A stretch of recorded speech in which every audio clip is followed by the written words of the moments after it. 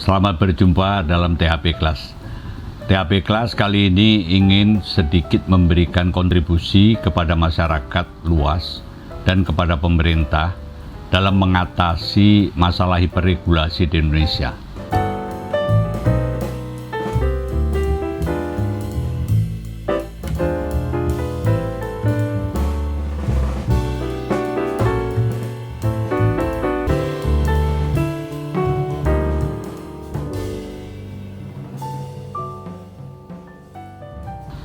Salah satu solusi yang hendak disampaikan oleh THP Class adalah pembentukan Kitab Undang-Undang Hukum Urusan Penyelenggaraan Negara atau KUHUPN. Kitab Undang-Undang Hukum Urusan Penyelenggaraan Negara ini merupakan hasil dari kegiatan-kegiatan penafsiran, penalaran, argumentasi, dan harmonisasi hukum yang kemudian dikodifikasikan ke dalam Kitab Undang-Undang Hukum Urusan Penyelenggaraan Negara. Kitab Undang-Undang Hukum Urusan Penyelenggaraan Negara tersebut terdiri dari 7 buku. Buku 1 mengatur tentang urusan penyelenggaraan negara pada umumnya. Buku 2 mengatur tentang pelaksanaan urusan penyelenggaraan negara oleh eksekutif. Buku 3 mengatur tentang pelaksanaan urusan penyelenggaraan negara oleh legislatif. Buku keempat mengatur tentang pelaksanaan urusan penyelenggaraan negara oleh yudikatif.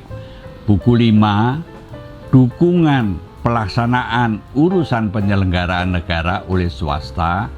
Buku 6 dukungan pelaksanaan urusan penyelenggaraan negara oleh masyarakat. Dan buku 7 penutup. Buku 1 memberikan batasan-batasan pengertian tentang urusan penyelenggaraan negara pada umumnya yang mencakup bidang-bidang politik, ekonomi, sosial, budaya, pertahanan, keamanan, lingkungan, dan hukum.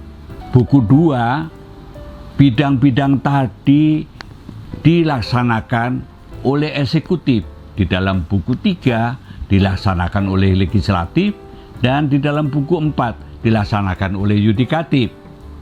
Sedangkan buku 5 dan buku 6 merupakan dukungan terhadap pelaksanaan urusan penyelenggaraan negara. Dan buku 7 penutup.